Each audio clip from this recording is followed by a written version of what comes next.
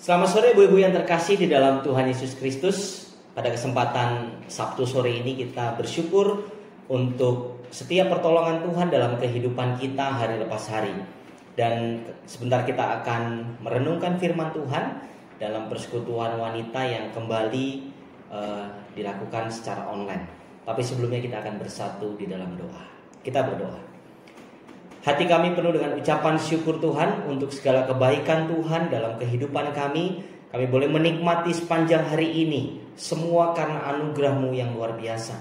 Di kesempatan sore hari ini kami menyiapkan hati dan pikiran kami untuk kami boleh bersama-sama mendengarkan firman Tuhan, bahkan menggumulinya, sehingga setiap firman yang boleh kami dengar itu terus boleh mengubahkan setiap kehidupan kami. Kami memiliki kekuatan di dalam Tuhan di tengah-tengah situasi yang boleh kami hadapi. Berkati hamba-Mu, bahkan berkati ibu-ibu yang mendengarkan di rumah.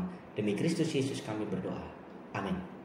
Ibu-ibu yang terkasih, kita akan membuka firman Tuhan di dalam kitab Yosua pasal yang pertama, ayat yang pertama sampai dengan ke-9.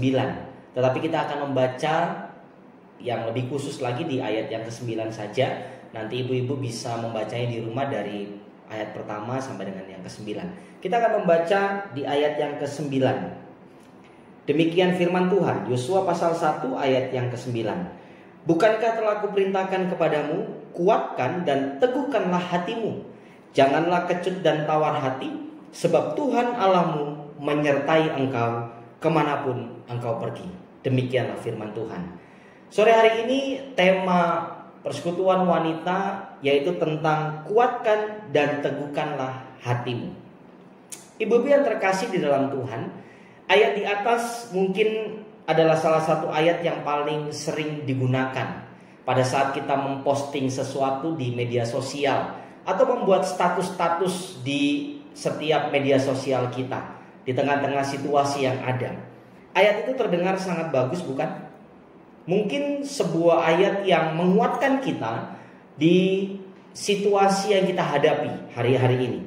Kuatkan dan teguhkanlah hatimu.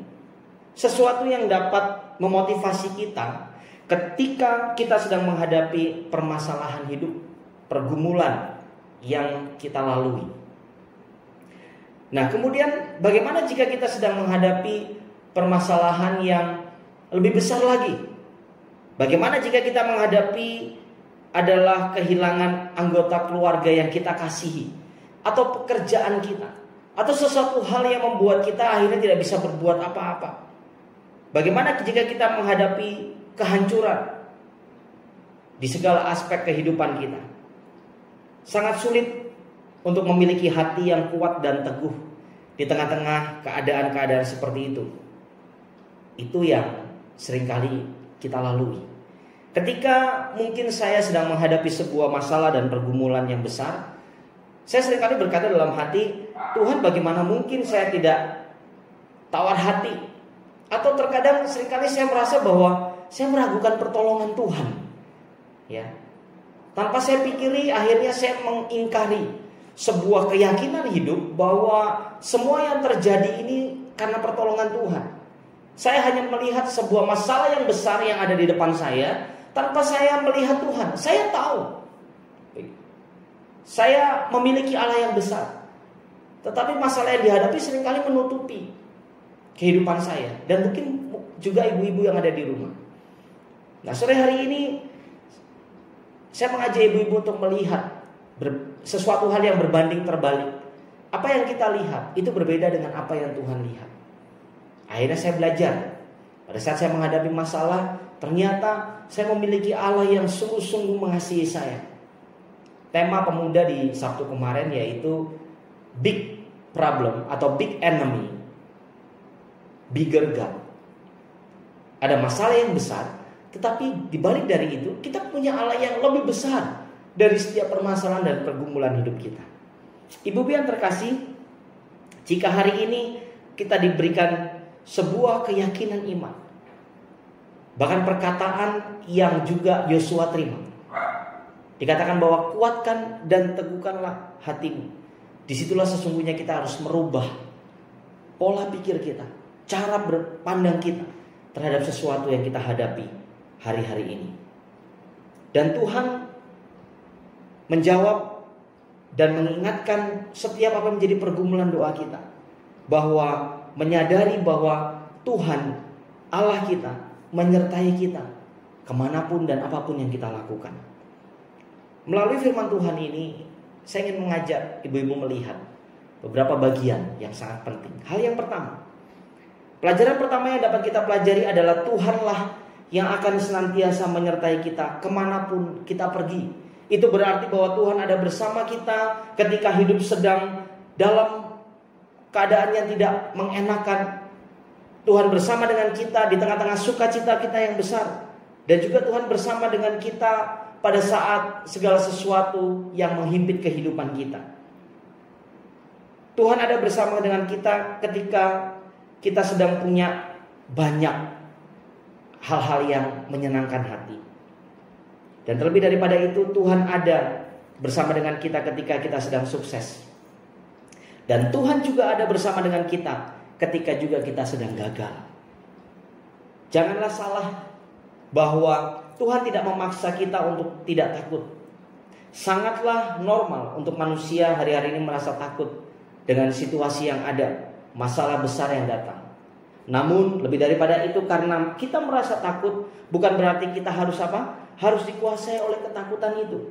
Tetapi cara terbaik agar kita dapat dikuasai oleh kekuatan adalah dengan terus memandang kepada Tuhan yang telah berjanji akan menyertai kita sepanjang kehidupan kita. Sama seperti Yosua ketika memimpin bangsa Israel keluar menuju kepada tanah perjanjian. Di sungai Yordan, orang-orang Kanaan dan tembok Yeriko merupakan rintangan yang Tuhan letakkan di hadapan Yosua. Bagaimana dia harus masuk ke negeri yang dijanjikan itu dengan sebuah tantangan yang besar. Ibu-ibu yang terkasih di dalam Tuhan, saya sungguh meyakini bahwa pada saat Yosua menghadapi sebuah masalah yang besar, saya boleh katakan giant, raksasa yang besar di tengah-tengah setiap perjalanannya untuk menuju kepada tanah Kanaan. Disitulah sebenarnya Tuhan akan campur tangan dalam kehidupan Yosua, bahkan bangsa Israel yang dia bawa. Saya sangat khawatir kalau dia tidak menemukan tantangan atau masalah atau giant atau raksasa di depan sana, artinya dia belum sampai kepada tanah perjanjian itu.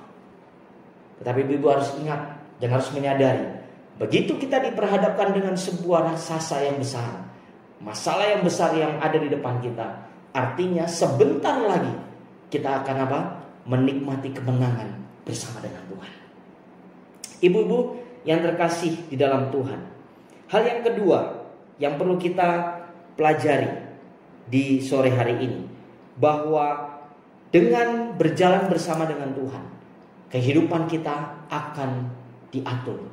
Pada saat kita menguatkan, pada saat kita dikuatkan, bahkan diteguhkan hati kita, Tuhanlah yang akan menghadapi setiap musuh-musuh yang ada di depan kita. Ketika kita diberhadapan oleh tantangan di dalam kehidupan kita, kita memiliki pilihan untuk mengatakan kepada diri sendiri bahwa kita tidak mampu, atau mengatakan kepada diri kita bahwa kita tidak sanggup. Pada saat kita mengangkat tangan kepada Tuhan, maka Tuhan akan turun tangan untuk menolong setiap kehidupan kita. Tapi ibu-ibu ingat, pada saat kita merasa bahwa kita adalah orang yang paling hebat, mampu melakukan segala sesuatu dengan kekuatan kita, yakin dan percayalah semuanya akan sia-sia. Karena pada saat kita bergantung kepada Tuhan, kita memiliki sebuah kekuatan yang baru. Poin ini saya akan mengajak ibu-ibu sekalian yang ada di rumah, bahwa pada saat ini janganlah takut tentang apapun juga yang kita hadapi, bahwa Tuhan akan senantiasa menyertai kehidupan kita. Bukankah telah kuperintahkan kepadamu, kuatkan dan teguhkanlah hatimu, janganlah kecut dan tawar hati, sebab Tuhan Allahmu menyertai engkau kemanapun engkau pergi. Kiranya Tuhan memberkati ibu-ibu yang ada di rumah, di tengah-tengah situasi yang ada.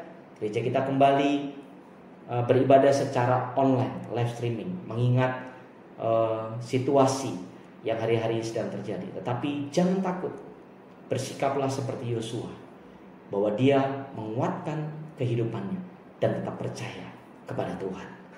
Tuhan Yesus memberkati, dan apapun yang hari-hari ini sedang menjadi pergumulan hidup ibu-ibu dan juga keluarga, Tuhanlah sumber jawaban buat setiap permasalahan kita. Amin.